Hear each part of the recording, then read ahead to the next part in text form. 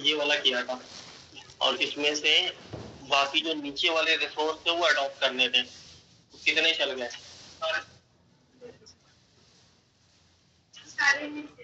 एक आध चल गया। ठीक है, अगर मान के चलते हैं मेरे पास जेसन प्लेस होल्डर से अगर कोई भी रिसोर्स मिला तो वो हम कंज्यूम करने के लिए तैयार हैं। और अब अगर कोई बंदा ये बोले कि मेरे को क्या करना है, रिसोर्स तो चाहिए लेकिन वो रिसोर्स मेरे अकॉर्डिंग होना चाहिए। एग्जाम्पल के तौर पे भी ये बोला जाए कि मुझे ना डीपैट के स्टूडेंट्स का जो डेटा है वो दिखाना है। ठीक, अगर किसी रेस्ट एपीआई वाले के पास जाएंगे तो उसके पास जो रिकॉर्ड रखा है वही रिकॉर्ड कंज्यूम कर सकता है, लेकिन अगर मैं अपने हिसाब से अगर रिकॉर्ड बनाने हो तो अपना खुद का एपीआई सेटअप कर सकता है पूरा का पूरा। ठीक, तो कॉपी में हेडिंग डाल दो हाउ टू सेटअप एपीआई या how to set up JSON API.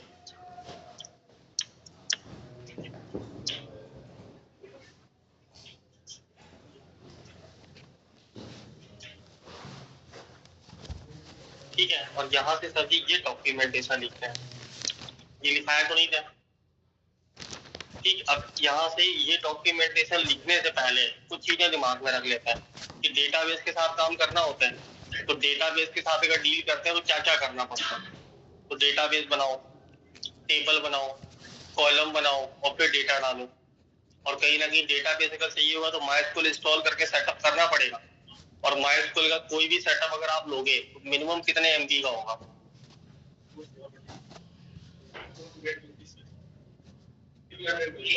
React की बात नहीं कर रहा है, माइस्क्यूएल की बात कर रहे हैं। तो 1 जीबी के आसपास का सेटअप बनेगा। लेकिन अगर हम बात कर लेते हैं रेस्ट की, तो रेस्ट का मतलब क्या है कि डेटाबेस जैसा फ्लेवर आपको देगा बट डेटाबेस तो नहीं होगा। तो इसका जो साइज होगा ओरिजिनल डेटाबेस के अकॉर्डिंग बहुत ही कम होगा। ठीक, तो जो डेटाबेस के साथ जो हम काम करते हैं वही सेम काम हमें यहाँ पे जेसन के साथ करना है। और इंटरव्यू के टाइम पे जो क्वेश्चन आपसे पूछे जाएंगे सबके आंसर इसी एक सिंगल पेज में लिखना है। तो कॉपी में हेडिंग डाल दो create your local Jason server और दोनों ही पैराग्राफ नोट कर लो अपने पास।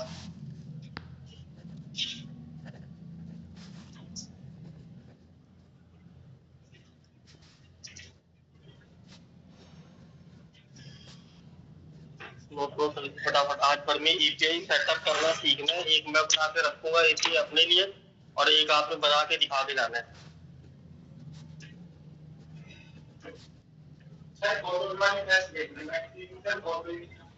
फोटो में क्या दिक्कत आ रही है? तो उसमें एक काम करना, जो यूआरएल निकल के आ रहा है एपीआई वाला वो यूआरएल कॉपी करके ब्राउजर में सीधा पेस्ट करना। और अगर इमेज आ रहा होगा तो ठीक है, अगर इमेज नहीं आ रहा होगा तो फिर एपीआई की साइड में दिक्कत होगी। वो मैंने करके दिखा था, उसमें पानी रेती पहले तो फिर सर जब उसे प्रिंट कराते हैं लिस्ट में, तो लिस्ट के अंदर इमेज टैग लगा के उसमें जब लिख दो तो नहीं, सिंपल ना खाना। जब कभी इमेज प्रिंट कराने की बारी मिले तो जो इमेज का कॉलम होगा उसका एड्रेस कॉपी करके सीधा ब्राउजर में पेस्ट करना। अगर यूआरएल में नहीं चल रहा है तो फिर एपीआई की साइड से ट्रबल है। और अभी जो आज अपना हम बनाएंगे इसमें आप जो बोलना वो सेट कर देंगे।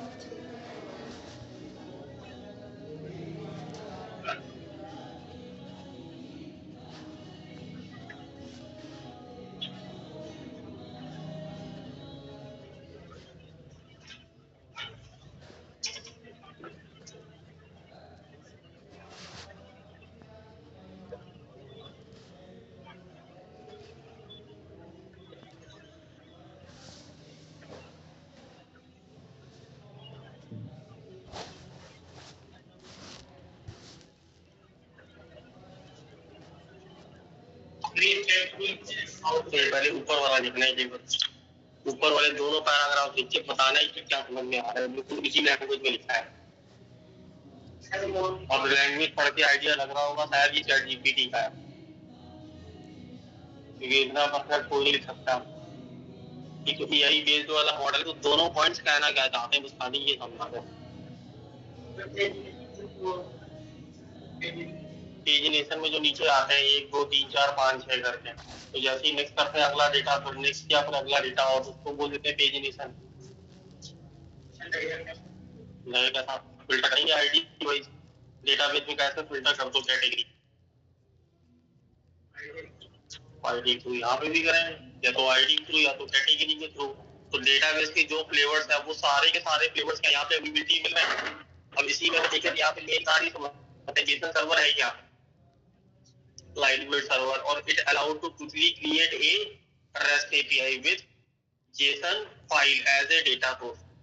तो जो JSON का हमारे पास डेटा पैटर्न नंबर आते हैं वही हमारे लिए क्या करेगा, सीधा सोर्स के तौर पे API से कंज्यूम करवाएगा।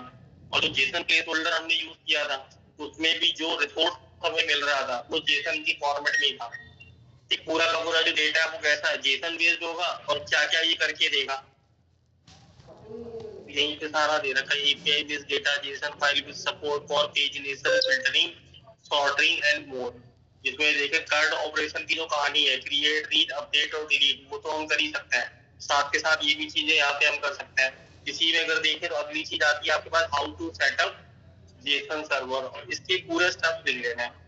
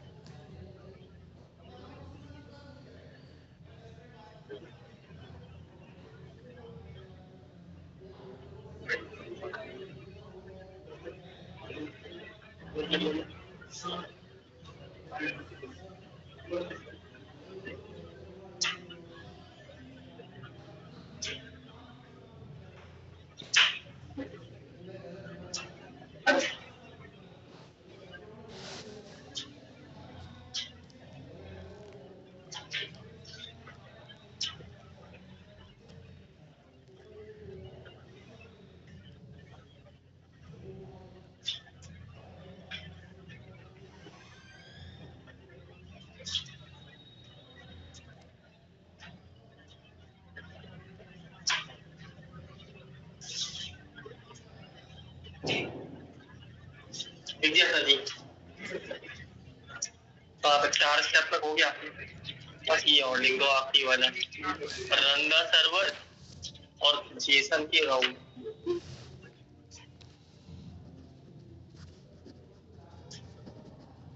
शुक्रिया मैम, आप ही के नाम ऑनलाइन भी आपका नाम क्या है?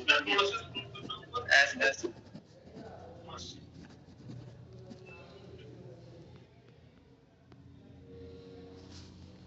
अटेंडेंस सर जी डाल देनी है ऑनलाइन वालों ने।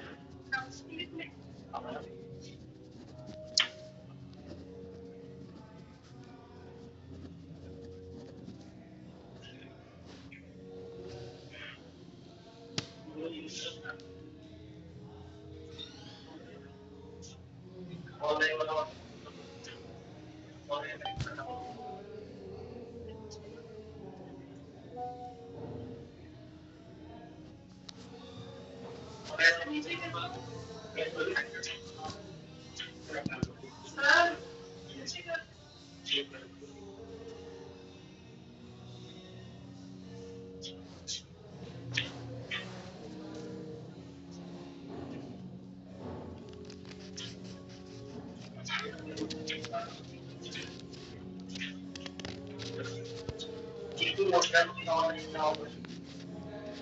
रिकॉर्डिंग देखने का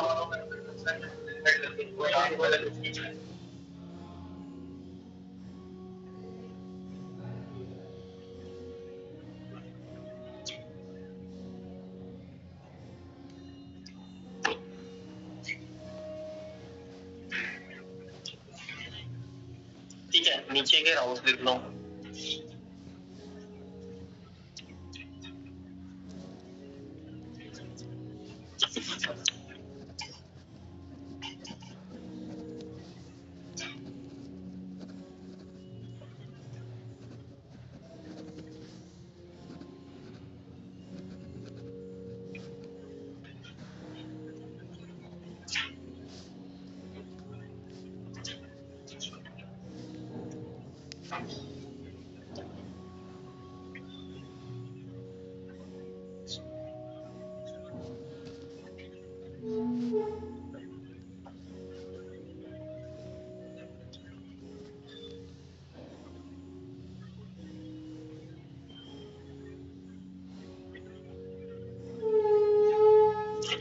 ठीक है जी, तो अब यहाँ पे अगर देखें ये सारी की सारी कहानी लिखी और अब यहीं से बाहर आता है।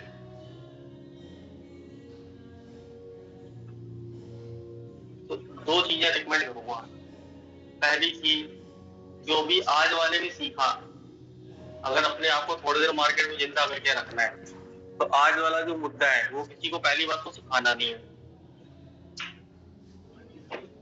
नहीं, आप फोटो की दुनिया भर को सबको हम सिखा के आ जाए, और नहीं तो जिस बंदे के पास जाओगे उससे बोलो how to create an API, आता है सीधा वो बोलेगा यही नहीं आता। डेटाबेस का फील करना आता है, वो बोलेगा आता है। एपीआई बना सकते हो, नहीं बना सकते। ठीक, तो यहाँ पे कहानी ये समझनी कि अगर मेरे को कोई एपीआई बिल्ड करना हो तो वो कितना आसान है। और अगर गूगल पे जाके सर्च किया how to create an API तो ऐसा लंबा चौड़ा डेटा आपको देगा, 2-3 दिन तक पढ़ने के बाद दिमाग में आएगा एपीआई बाहर में जाए डेटाबेस से काम खुला। ठीक है, तो जो इसके स्टेप्स है वो बिल्कुल इजी है। अगर टाइम खराब करे तो 15 दिन, 1 महीने, 2 महीने आराम से खराब हो सकता है, और सीखने के ऊपर आ जाए तो 15 मिनट का खाली काम है ये। ठीक, तो यहाँ पे अगर देखें तो हम सारे बेसिक पॉइंट अपने पास से पढ़ चुके हैं। तो एपीआई सेटअप करने का पहला तरीका कि अब आपने क्या करना है कि जहां आपका प्रोजेक्ट रखा है, या जैसे अभी एक रखा है, आपके पास हो सकता है मल्टीपल यहाँ पे रखे हो, तो करेंगे क्या, अपने पास जाके एक सेपरेट फोल्डर यहाँ बनाएंगे जिसका नाम हम रखेंगे एपीआई।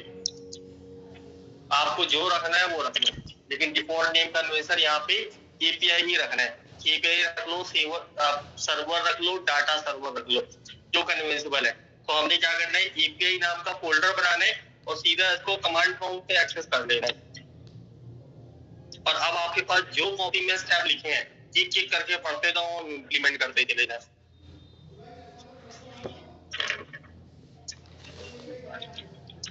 और स्टेप नंबर 1 पे आओ, create a JSON file to store the data. तो सबसे पहला काम क्या करना है, आपको यहाँ पे फाइल क्रिएट करनी है, और इस फाइल का जो नेम रहेगा वही डेटाबेस का नाम रहेगा। तो अगर डेटाबेस अगर हम कोई क्रिएट करते हैं तो डेटाबेस में क्या है, डेटाबेस खोलो, क्रिएट स्पेस डेटाबेस का नाम एंटर करेंगे तो डेटाबेस बन जाएगा, और जो नेम डालते हैं उसी नाम से आपको डेटाबेस दिखाई पड़ता है। तो जेसन सर्वर की कहानी क्या है कि जो फाइल का नाम होगा वही डेटाबेस का नाम होगा। तो देखिए, तो जो एक्सरसाइज आपने लिखी हम उसी के अकॉर्डिंग नेम कन्वेंशन होल्ड करके लेके चल रहे हैं। तो फाइल का नाम हम लिख रहे हैं db डॉट जेएस, अभी तक हम बनाते थे, लेकिन अब हम एक्सटेंशन बनाएंगे जेसन। ठीक, तो ऑब्जेक्ट हमने पढ़ा है और जेसन भी हमने पढ़ा है। तो ऑब्जेक्ट और जेसन में क्या फर्क होता है?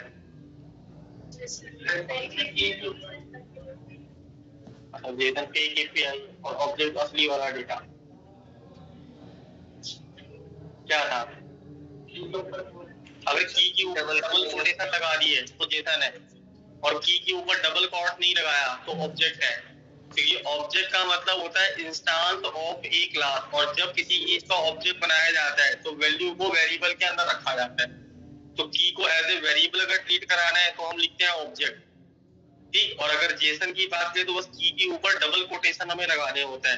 तो अगर मेरे पास कोई भी फाइल हुई जिसका एक्सटेंशन हुआ जेसन, तो उस फाइल के अंदर जो स्टार्टिंग होगी वो कर्ली से होगी। ठीक, सिंपल फॉर्मेट में अगर समझे तो इधर रख लिया नेम और इधर लगा दिया हमने कर्ली। ठीक, और ये सेम पैटर्न और कहाँ लिखा है? अगर मैं लिख दूं डेटा और डेटा के बाद लगा दूं कर्ली, तो ये पैटर्न कहाँ देखा है आपने? सीएसएस में क्लास का नाम तुरंत कर्ली, रिलेट करने वाली बात कर रहे ही नहीं, तो सोचो वही वाला पोर्शन यहाँ आ गया। तो अगर देखें तो हमने सीएसएस में इसी तरीके का पैटर्न लिखते थे, लेकिन वहां सिलेक्टर का नाम देना पड़ता था, और यहाँ पे सिलेक्टर कौन होगा? फाइल का नाम। ठीक, तो जो फाइल का नाम है वो हमारे लिए क्या है? डेटाबेस। और डेटाबेस में क्या करना है? सबसे पहले स्टार्टिंग हम करते हैं कर्ली से, और कर्ली का मतलब हो गया ऑब्जेक्ट, और इसके अंडर में हम जेसन की फॉर्मेट में डेटा डिजाइन करेंगे। तो अब जब कोई डेटाबेस बनता है तो क्या डेटाबेस के अंदर सेकंड स्टेप टेबल बनाता है, और यहाँ पे टेबल बनाने का मतलब है बस की डिफाइन करना। जैसे हमने बोल दिया यूजर्स, तो यूजर जो हमने लिखा ये टेबल के नाम के बराबर है। अब टेबल के अंदर में क्या होता है? कॉलम, और कॉलम के अंदर डेटा। तो अब अगर देखें तो किसी भी एक टेबल के अंदर एक डेटा होता है या एक से ज्यादा डेटा होता है? एक से ज्यादा, और एक से ज्यादा डेटा अगर हमें होल्ड करना पड़े तो क्या एरे के पास जाता है? ठीक, तो यहाँ पे क्या करेंगे? टेबल का नाम हो गया यूजर, और कॉलम के लिए हम यहाँ पे यूज करेंगे एरे का, और एरे के अंडर में हम अगेन क्रिएट करेंगे ऑब्जेक्ट। या अगर शॉर्ट एंड सिंटैक्स देखें तो मैं कुछ इस तरीके से सिंटैक्स बना लेता हूँ, और ये आप लिख लो पहले, कॉमा कर्ली एंड कर्ली, ये सिंटैक्स लिखो खाली अपने पास। तो पहले फाइल का नाम लिखेंगे db.json, और फिर उसके बाद ये लिखेंगे। तो db.json के आगे एरो लगा के लिख देंगे डेटाबेस नेम, और यूजर के नीचे अंडरलाइन करके लिख देंगे टेबल नेम, और जितने अंदर ऑब्जेक्ट वाले कर्ली लगे हुए हैं इनका मतलब है कॉलम।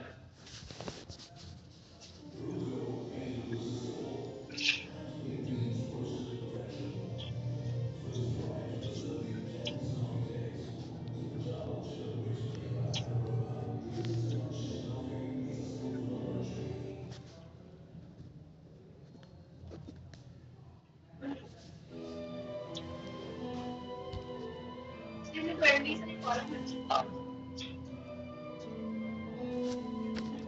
ठीक है। अब यहीं पे अगर देखें तो इतना अगर सिंटैक्स लिखा तो पहले वाली कर्ली को हम ब्रेकआउट करेंगे, और अब यहाँ पे डेटा अपना प्रिपेयर करेंगे। तो डेटाबेस में जब भी कभी हम डेटा बनाते हैं तो उसमें बाय डिफॉल्ट एक कॉलम रखते हैं आईडी, और जो कि ऑटो इंक्रीमेंट होता है। और अगर हम रिएक्ट में कोई भी डेटा प्रिंट कराते हैं, अगर एक से ज्यादा डेटा हुआ तो हमें की प्रॉप्स लगाना पड़ता है। तो इसलिए जब भी कोई डेटा बनाएंगे उसमें आईडी का कॉलम जरूर रखेंगे, एंड कॉलन, और जो डेटा है वो ट्राई करेंगे स्ट्रिंग में रखेंगे। ठीक, तो यहाँ पे लगा दिया हमने कॉमा, सेकेंड हमने बोला कि नेम, कॉलन नेम, यहाँ पे लिख दिया हमने यूजर 1, कॉमा ईमेल, कॉलन और ईमेल आईडी में लिख दिया user@dewcat.com। अगर मुझे रजिस्ट्रेशन वाला पैटर्न बनाना होता तो मैं एक पासवर्ड भी रख लेता यहाँ पे। तो पासवर्ड हमने रख लिया 1 2 3। एक डेटा तैयार। दूसरा डेटा अगर मेरे को बनाना है तो अभी ये मान के चले कि जो हमने चीज बनाए वो तो हो गए कॉलम के नेम, और कॉलम के नेम हर एक के साथ साथ लिखे जाए। तो ये हो गया सेकेंड और ये हो गया थर्ड। और यहीं पे अगर देखें तो सारी ये डेटा अपडेट कर लेंगे 2 और यहाँ कर देता हूँ 4 5। यहाँ पे कर देंगे ID number 3, user number 5 6 7 8। Clear. अब फिर कॉपी में ये सिंटैक्स फिर से छाप दो 3 का। लिखने का मतलब आज के आज ही खत्म करेंगे, दोबारा हमें ये कॉपी पढ़ना ही नहीं है, सिर्फ कंज्यूम करना है।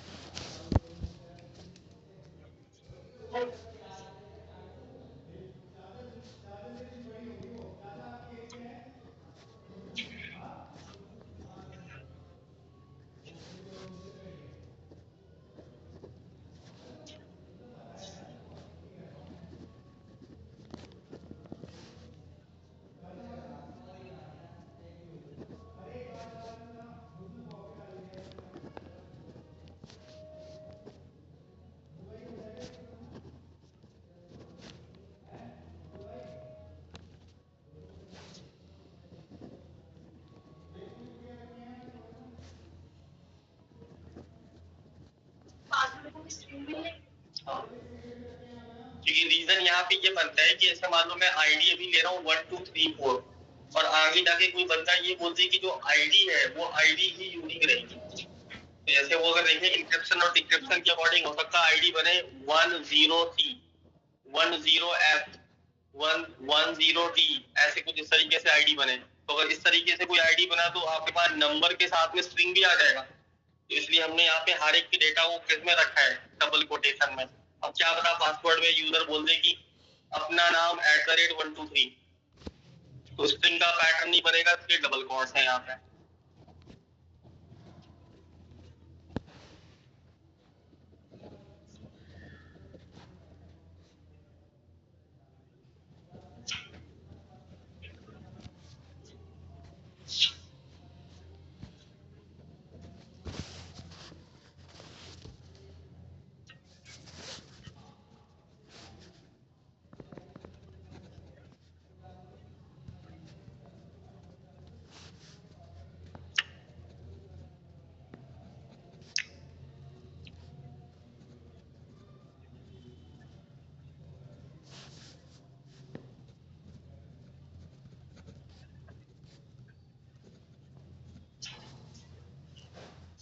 जाने पहला वाला जो स्टेप है वो कंप्लीट। अब स्टेप नंबर 2 पढ़ो अपने पास। Create a package. Package create करने का तरीका क्या था?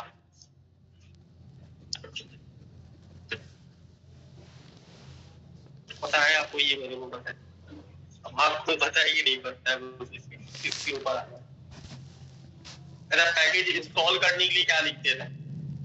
npm i और पैकेज का नाम।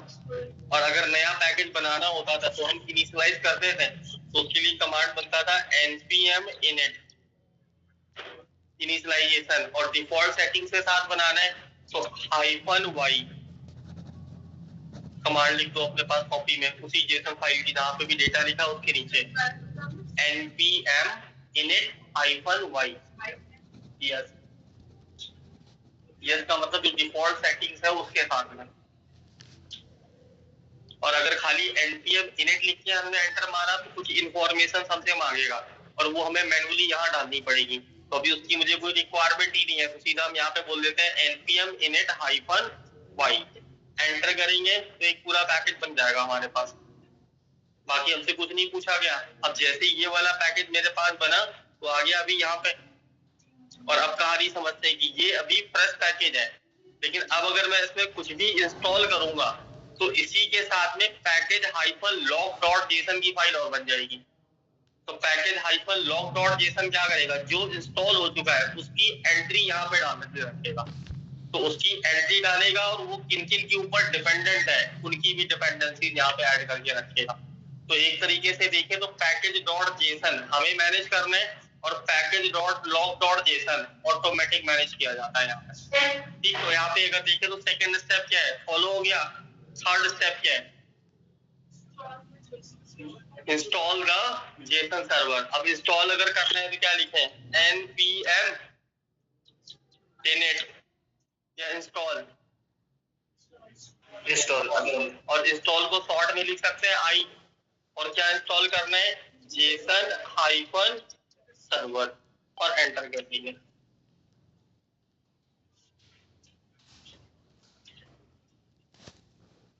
डन।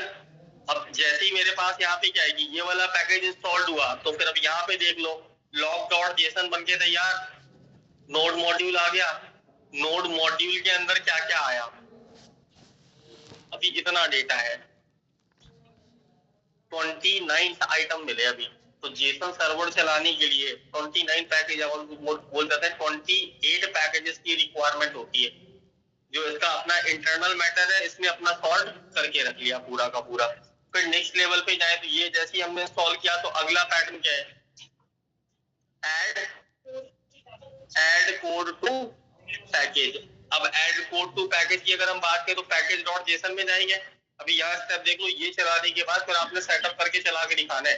तो उसके बाद हम जाएंगे जाके अपने पास पैकेज डॉट जेसन में, और हमने एक लाइव सर्वर बनाया था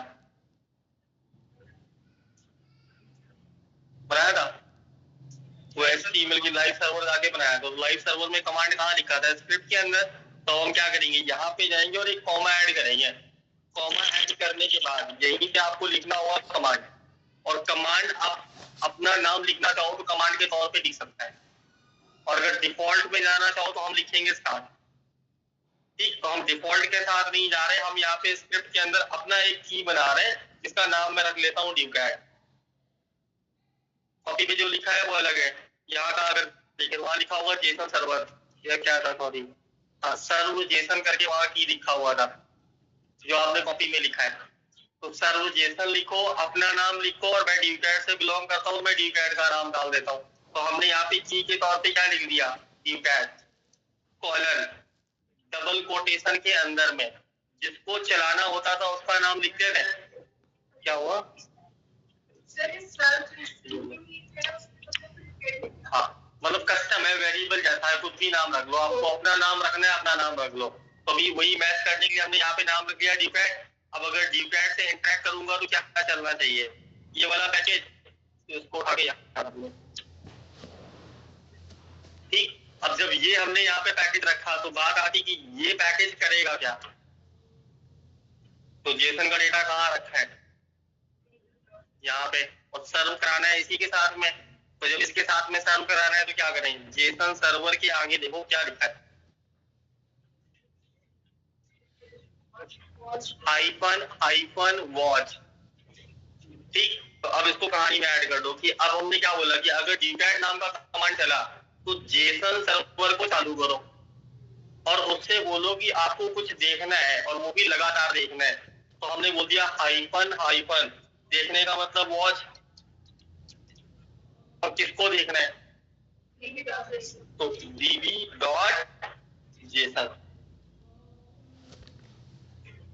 और एपीआई तैयार। कितना लफड़ा लगा, 5 से 10 मिनट का काम है, एपीआई बन के तैयार। अब हमने कहा कि ये एपीआई चला के दिखाओ, तो चलाने के लिए लास्ट पॉइंट का कमेंट क्या है, npm run सर्वजेसन। और सर्वजेसन क्यों, क्योंकि वहां पे ये सर्वजेसन यहाँ लिखा था। तो अभी अगर मुझे इसको रन कराना है तो हम कमांड यहाँ लिखेंगे जाके npm रन और ड्यूकैट और एंटर कर लो। इसको एक बार अलाउ कर लेते हैं, और ये आ गई एंट्री फाइल, एंटर से कॉपी होता है यहाँ पे, और ब्राउजर में जाके सर्व कर दो।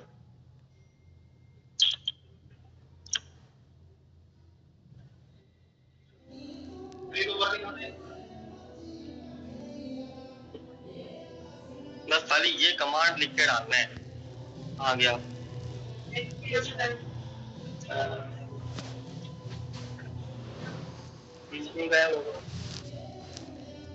npm json सर्वर ये चलाया था, कमांड भी लिखा। चलो यहाँ अगर देखेंगे जैसे ये कमांड मारा ये डेटा दिखेगा, और ये रहा एड्रेस, और अभी इस एड्रेस को हम जोन कर लें, सेम वही एपीआई का पैटर्न बन गया। स्टार्टिंग पॉइंट क्या है, एरे, एक डेटा, दो डेटा और तीन डेटा। इतना सर्वर सेटअप करके ये वाला यूआरएल रन करके दिखा दो खाली। सेम टू सेम यही स्टेप फॉलो करना है। कंफ्यूजन हो तो गुरुजी पूछ लेना है। हाँ जी सर, कंफ्यूजन हो तो पूछ लेना है।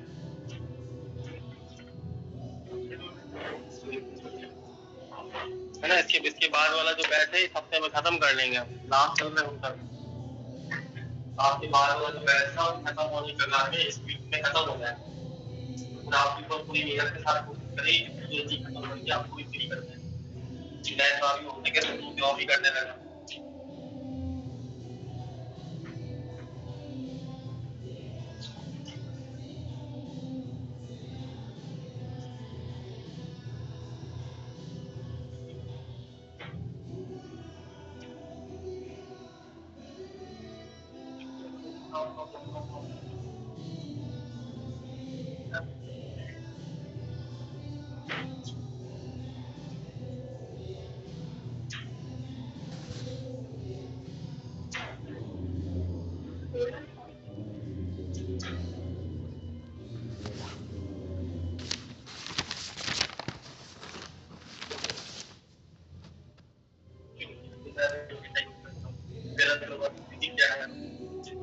ये तो पसंद है एरे के अंदर होती है, ये वाली आईडी खोल देता हूँ। अभी फिलहाल में यही टाइप कर देना है आपको एज इट इज, और यहाँ पे अपने तीन दोस्तों के नाम लिख देना है, यूजर 1, यूजर 2, यूजर 3।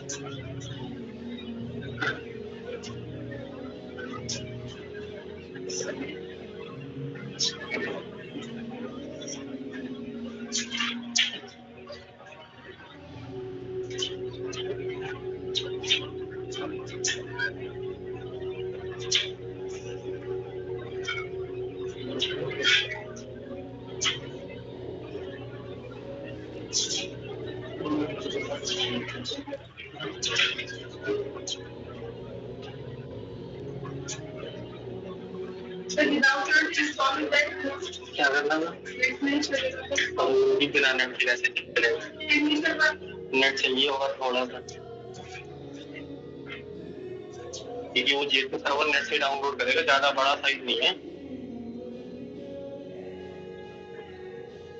3 MB के आसपास डाउनलोड करेगा, मोबाइल से ही कर।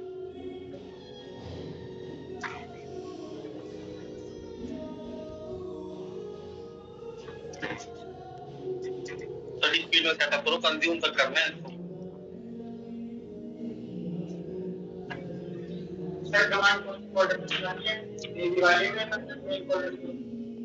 जो API नाम का फोल्डर बनाया उसी के अंदर सारे कमांड चलाने हैं।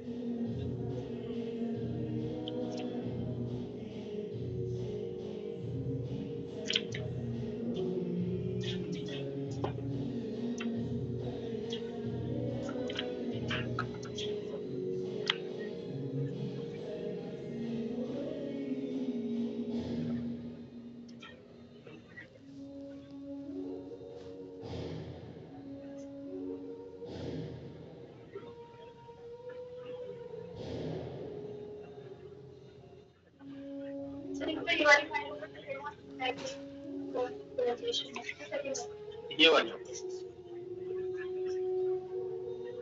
बस एक बार सेटअप हुआ और चल गया, ये मेरे ख्याल से बस जिंदगी भर के लिए याद हो जाता है,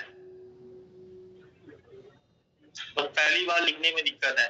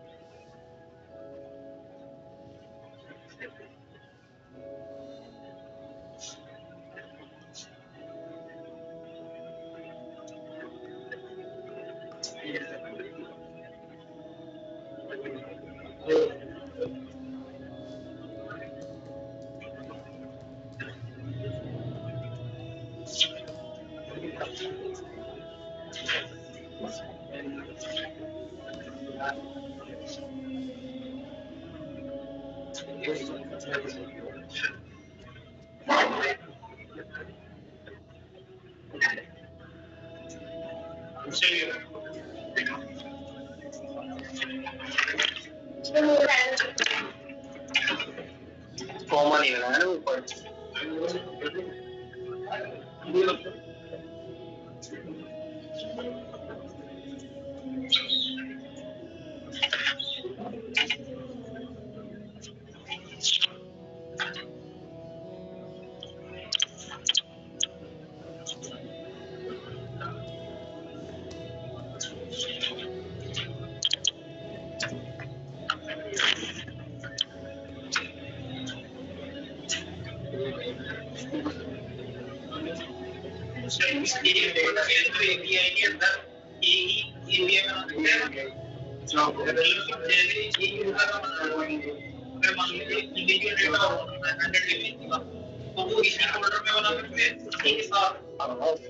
और जैसे मान लो ये वाला बना दिया, हो गया सेटअप। बता दो यहाँ पे क्या है, जैसे डेटाबेस के अंदर टेबल कितनी बन सकती है, एक या एक से ज्यादा, एक से ज्यादा। तो यहाँ पे कहानी क्या की, जब हमने ये बनाया तो एक टेबल बना, दूसरा टेबल बनाने वो यहीं पे लगा दो कॉमा,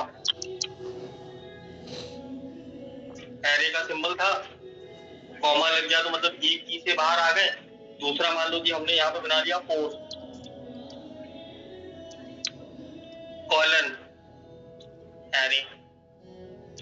पोस्ट का डेटा बनाना है तो कर ली, आईडी रहेगा ही रहेगा, तो हमने बोल दिया आईडी नंबर। अभी ये पोस्ट का आईडी है, बोल दिया जी 1। पोस्ट का title, this is a heading, comma, body मतलब पैराग्राफ, बॉडी में बोल दिया जाके हमने दिस इज पैराग्राफ, ठीक है, कॉमा, बैनर, कॉलन। बैनर वाला इमेज चाहिए तो इमेज का जो पार्ट रहेगा, अभी ये एपीआई पता नहीं कौन सा बंदा कहाँ जाके यूज करे, तो इसके लिए तरीका ये होल्ड करेंगे, जो इमेज है वो ऑनलाइन यूआरएल की फॉर्म में रखेंगे। जैसे यहाँ पे गए, हमने कोई भी कैटेगरी ढूंढ निकाली, मतलब इस इमेज का कॉपी इमेज एड्रेस किया और ये यहाँ लगा दिया। एक रिकॉर्ड आया, अब ऐसे ही अगर दूसरा बनाना है तो कॉमा लगा लगा के फिर डाल देंगे। जैसे मान लो कि एक मैं डबल कम से कम एटलीस्ट तब भी कर दूं, तो एक और कर ली और डेटा में मैंने यही सेम डेटा रख लिया, ठीक। की प्रॉम्प्ट की ट्रबल ना है, ID number 2, heading number 2, paragraph number 2 और इमेज सेम। ये बन गया दूसरा टेबल ऑनलाइन, ठीक। अब जैसे ही हमने ये डेटा रखा तो देखो क्या, यहाँ पे अगर देखेंगे तो अभी सर्वर में वापस जाओ और इस सर्वर को बंद करो तो कंट्रोल C 2 टाइम, TLS कर दें और सिंपल सा फंडा कि अब जब मैं रिएक्ट का ऐप चलाऊंगा तो पहले मेरे को ये एपीआई एक्सेस करनी है। तो एपीआई खोलेंगे और एपीआई खोलने के बाद लिखेंगे npm run dubhat,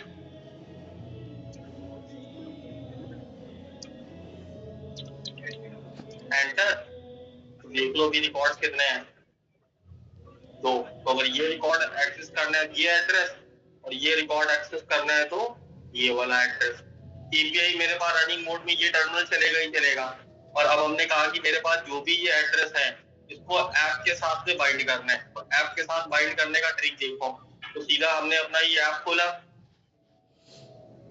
और यहाँ से भी ये कंफर्म हो जाएगा 110% कि कहाँ डेटा चेंज करना होता है, ठीक। तो हमने बोला जी मान लो भी इसी ऐप को अगर रन करें तो टॉप पे गए cmd npm रन और डैम, रिएक्ट की ऐप चलाई, एपीआई उधर चलेगी, साथ के साथ ये भी चलाना पड़ेगा। तो भी ये हमने सर्व कर लिया डेटा। और यहाँ पे तो वो लास्ट वाला डेटा आ रहा है और मुझे चाहिए अपना पोस्ट वाला डेटा या यूजर वाला डेटा। तो अगर यूजर वाला डेटा मेरे को लाना है तो क्या क्या चेंजेस करें इसी कोड में? पहला काम, जो ये एड्रेस है ये एड्रेस कॉपी कर लो, एंटर से कॉपी होता है और अपनी एपीआई में जहां ये पाथ लिखा था ये पाथ रिमूव करो और लोकल वाला पाथ डाल दो। अभी नेट की जरूरत नहीं है, मेरे सेटअप करने में नेट चाहिए, उसके बाद नेट की रिक्वायरमेंट ही नहीं है। तो हमने क्या किया, यहाँ पे ये वाला पाथ सेट किया, डेटा किसका है, यूजर्स का। तो यहाँ पे इसका नाम क्या लिख दो, यूजर्स, और सेट यूजर्स। ये करना पड़ेगा क्योंकि नेम कन्वेंशन मैच करना है। फिर यहाँ पे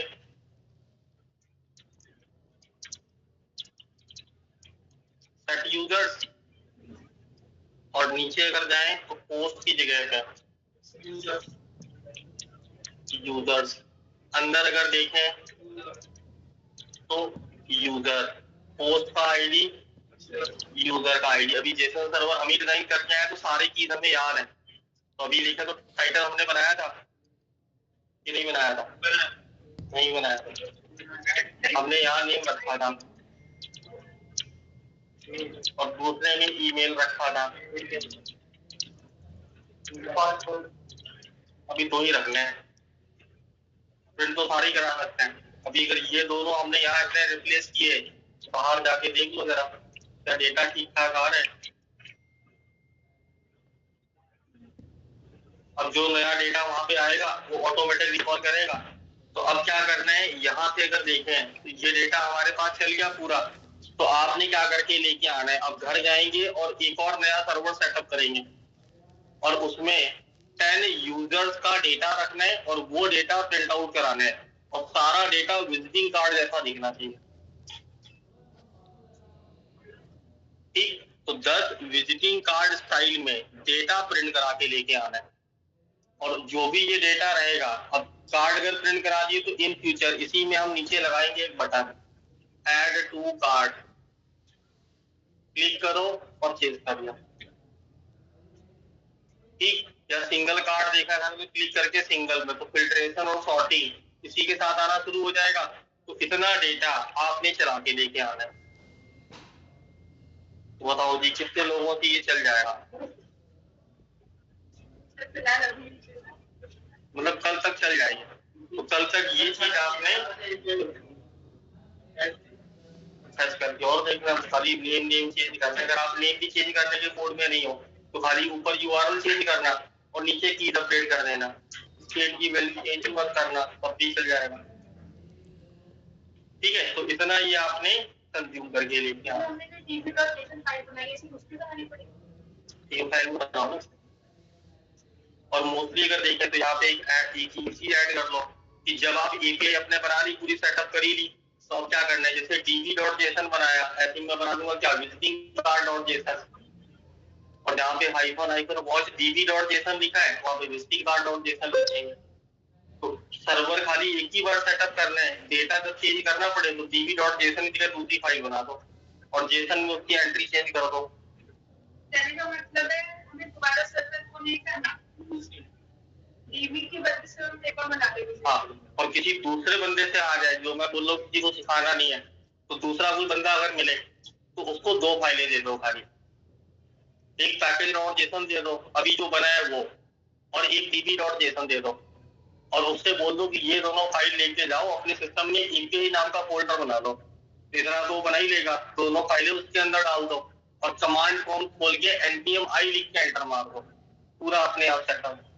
सर जो हमने टीवी बनाई इसी की शूटिंग बनाएंगे और पैकेज.json में डालकर सिर्फ वॉच db.json करा के इसको हाँ, जहाँ db.json लिखा है उसको हटा के शूटिंग जो भी हम नाम देंगे वो करेंगे और फिर यही वाला पैकेज रहता है। हाँ, अभी देखिए तेरा आप मुझे लिखना